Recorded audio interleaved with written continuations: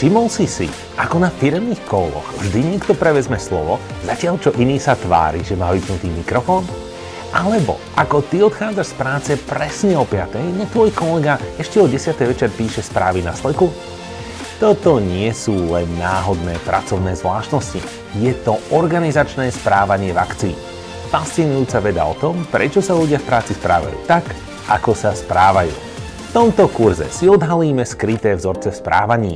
Naučíš sa, prečo aj tie najlepšie týmy mávajú časté konflikty. Zistíš, prečo sa v niektorých firmách zamestnanci striedajú na dennej báze. No a pochopíš, že firemná kultúra nie je len pekná fráza v prezentácii, ale niečo, čo ovplyvňuje každý pracovný deň. Spoločne sa pozrieme na to, čo ľudí skutočne motivuje v práci. Verte mi, nie je to vždy len výplata. Uvidíme, ako naše emócie, či chceme, či nie, ovplyvňujú naše rozhodnutia. A pochopíme, prečo niektoré týmy fungujú od prvého dňa, zatiaľ čo iné sa zaseknú hneď na začiatku.